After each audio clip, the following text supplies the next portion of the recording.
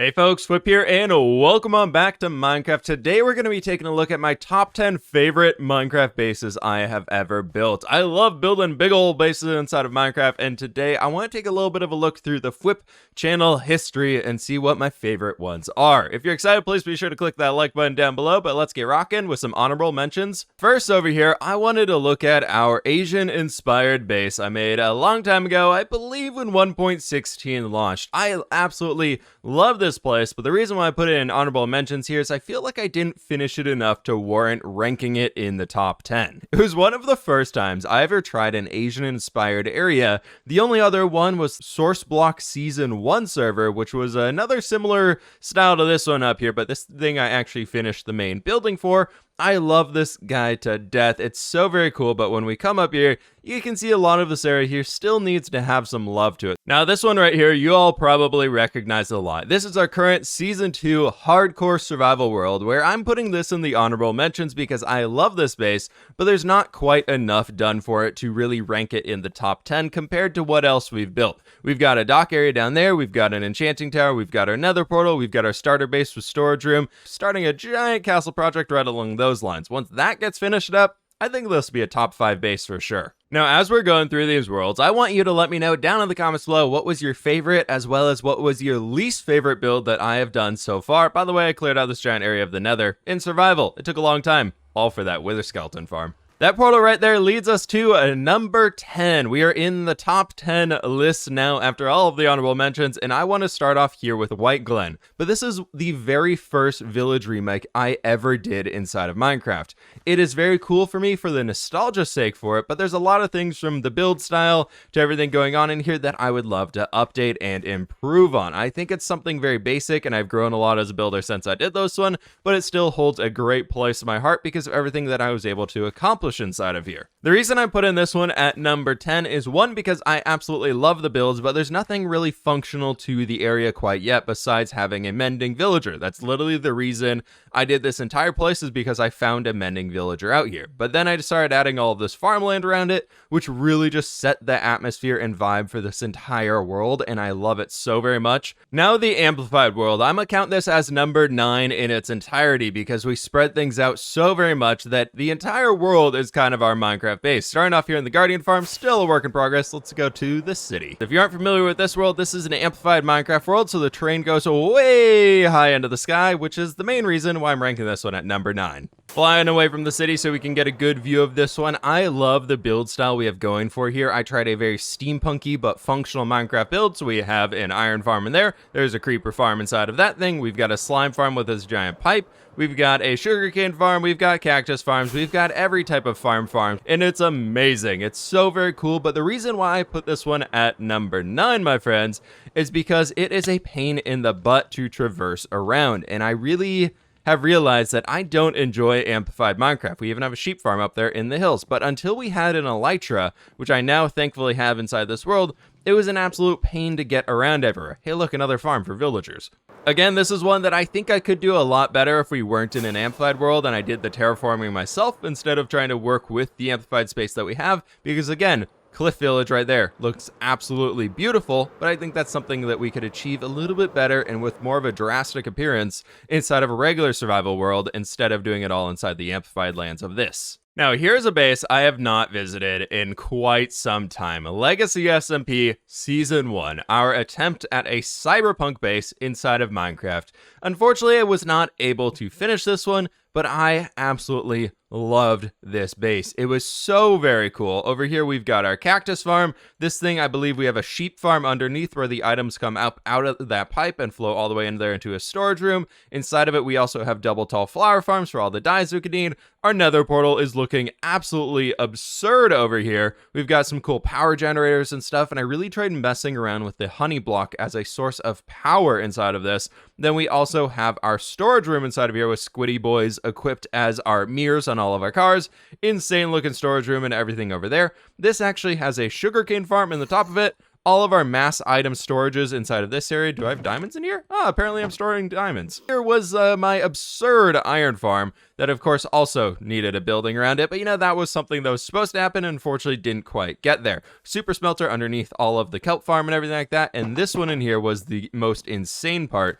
The only time, and probably the only time I've ever built one of these, or will build one of these, is an automatic tree farm. The amount of bone meal required to keep this thing rocking was absolutely insane.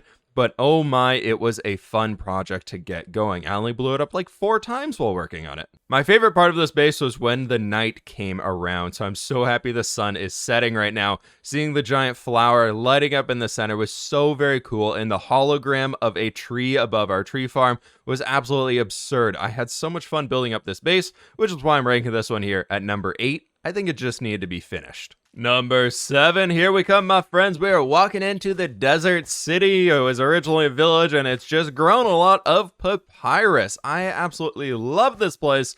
I'm ranking this one at number 7 here, though, because it's one of the older builds I've done, and similar to White Glen, I feel like if I were to do it now, I would do it a lot differently. This one, however, I'm ranking a lot higher because it has a lot of functional elements to it as well.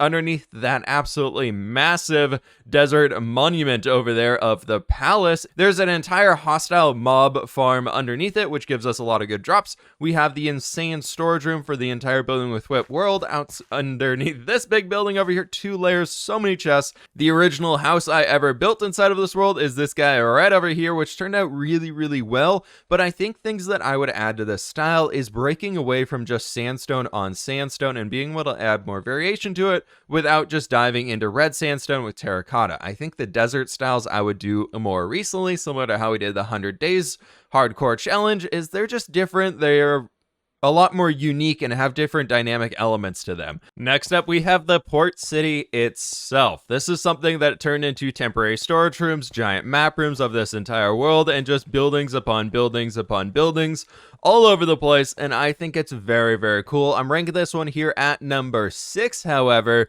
because it's a project that I let get away from me. There's a lot of good elements inside of the world and a lot of good things going on, but when you get down to the nitty-gritty of it, there's just a lot of things that I think I would have functioned differently and planned differently as I were going throughout this project. But you can see this project is absolutely absurdly huge when we pan back and forth and see everything around here.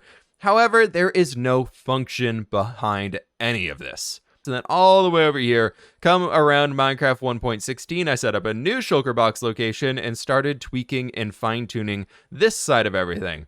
The part that I feel like I could have done better about this is being a single player world here, is setting a project that was meant to span all the way to that back wall, all the way over there, and then all the way to the ocean on this side was a little bit more than I could chew. Just being blunt about it, and I think I should have planned things and only done things to where we put this river line throughout here. And then if I wanted to, after finishing all of that, instead of doing a little over there, a little over there, a little over here, is that we could eventually expand more as we wanted. Love this project to death. I think it was so very fun, but it was one of those things that, again, is just got away from us with overly planning a Minecraft build and not setting real expectations, which is why for this one, it comes in at number 6. Getting into top 5 territory now with our village remake come 1.14, I decided to take a regular Minecraft village and transform it into what I thought they should look like, with all of the villager professions completely natural functioning. Nobody is trapped inside of anything. We have wheat fields down here that the villagers are able to use to create some bread to share around, increase the population. We have every single type of villager profession in here, and most of these buildings, I believe, have interiors done for them as well, for the villagers to actually be able to have spaces to work in, and apparently the iron golems to be able to hide inside. This is one of the projects that I feel like I did completely finish over here, so we even have stonemasons chilling out with some rocks here that they're trying to sell. We've got, I think that's a leather worker in there. We've got custom trees throughout the place. We've got an entire stage here in the middle that Jellycat is hanging out on, and the villagers are just roaming free, completely safe from everything except for trying to jump inside of the magma blocks in the forge. But over here, I think I think all the villagers, because I put the bell up here, if I remember correctly. Yeah, most of them are still stuck in here. Hey guys, how you doing? Hanging out in the bell tower? Perfect. Nice, nice, nice. Again, number 5 on this one because it really hits that aesthetic mark that I love, and it also very much hits the functional mark as well. Then we have entire giant fields to try and protect the village around it, so we've also done the terraforming to make the build fit into the landscape and the terrain everywhere going on the outside of it. But you can see one of the original village houses right over there. Left that one in just for the sake of you can see what that one was compared to what we did over here, keeping to the same blocks and just pretty much introducing spruce wood. Coming in at number 4, this was a bit of a sad one to be revisiting. My hardcore season 1 world, where I feel like I was able to almost perfectly blend the building with the functionality and creating an environment. The reason I'm putting this one at number 4 is, well, we died, hence we're in creative mode flying around it in a creative backup that I made so I could at least show this to y'all here. We've got sugarcane farm over here, we've got every single type of animal pen we could need, we have an auto melon and pumpkin farm in there, which is all as storage leading into those silos right over there, which we have villager trading set up in that place. All the emeralds you could ever need get generated right in here, and all of the experience. We have an awesome looking windmill inside of this amazing looking mega taiga area where we have some custom trees and things all over the place. I really tried to make very tall trees. I tend to not do that so much, and I think it turned out so well for this build over here. Doing some custom terraforming with these magical rocks and crystals floating around was super fun. There are renditions of the map all over the place, so you can see an older one right there. But coming down underground, I have an entire safety network of a railroad set up for us to use for zombie villager clearing with that guy right down there with good old Jeremy. And then we have just kind of things all over the place connecting to all of the different farms, or in this case, houses where we were storing the villagers. Like these guys, unfortunately, a zombie got in here and converted them all back, but this is where I was storing all of my armor smiths. Excuse me, you all stand there. Okay. We have a very cool village center in here, which I thought was so fun to have the giant mountain that we were working on in the back. I really wish I'd been able to finish that before we died, but unfortunately that didn't happen. Coming back down into the cave though, we have an insane storage system down here that auto sorts everything you could possibly need, and we have this very cool graphic here with you can barely read fWhip in it, and I think it's so fun. Taking a look above though, you can see there's a few more buildings that are meant to be in there. There's our enchanting cave hidden back into that point, completely spawn proofed and very, very dark and ominous, but I love it so very much. We have a quarry down here that leads to a TNT cobblestone generator, which is super sweet. As mentioned though, the environment was really starting to come together with the giant mountain we built in the back, and then having all of the trees inside of here. It was just something that I think I would rank higher if I were to have more time to do it. There's a giant creeper farm underneath there. We've got the iron farm over here, and you can see the remains of what was supposed to be finished for the mountain range. Everything over there is done.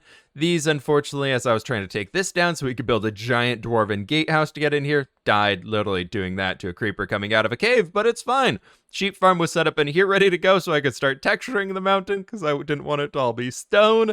Oh man, it's so sad being back in here.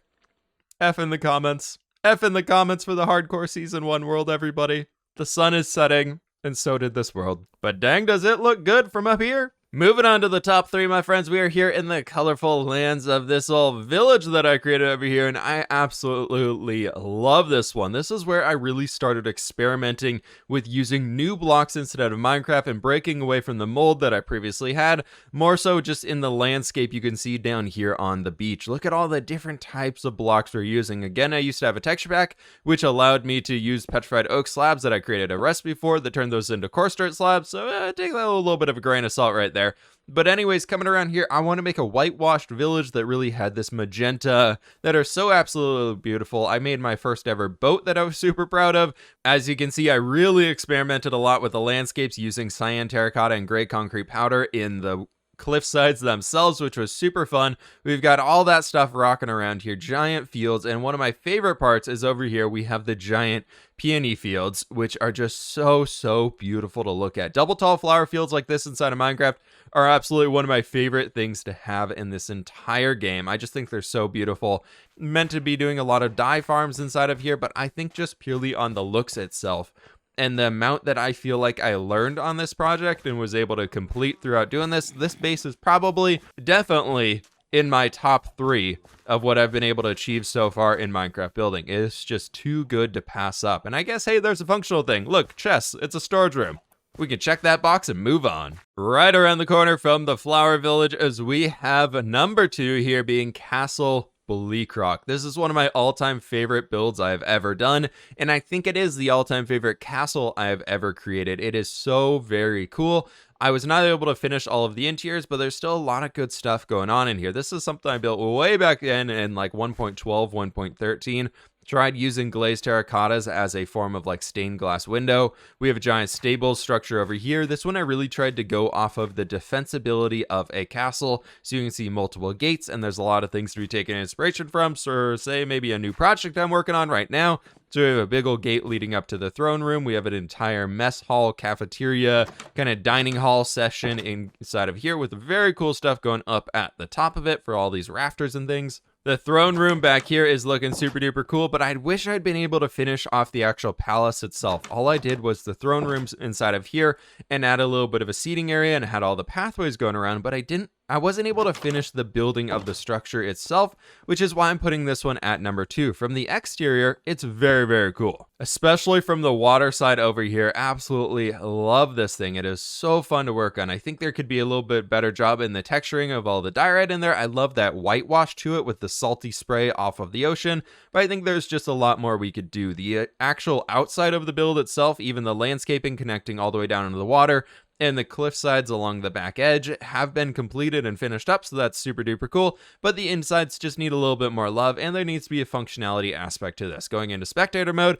and flying way underground, the functionality of this castle was all of the blocks that I gathered out in order to break it and build it and do all those different things around the place. This is one of the largest mining sessions I had in all of this world. Now, because I can, and before we jump over to number 1, I want to show y'all the actual mining area that we've been using inside of this world. This is absolutely massive. Look at the scale of this. We can be in one corner and the chests don't even render. And yes, for the proof on the stats is if we go to times used, there's a broken number. That is 1 million. That is 1 million uses on the diamond pickaxes. That was pre 1.16, so we didn't even have netherite yet. Netherite came up to 351,000. Didn't plan it that way, but funny enough, the little break over there leads us up to what I am putting at number 1 inside of my Minecraft world. Let's get all of the landscaping and terrain to load in behind this guy, and oh, it is absolutely amazing. I'm putting our Nordic-inspired mountain village as my number 1 base that I think I've ever built, because we have the insane mountain biome around it completely as the backdrop, and you'll see here,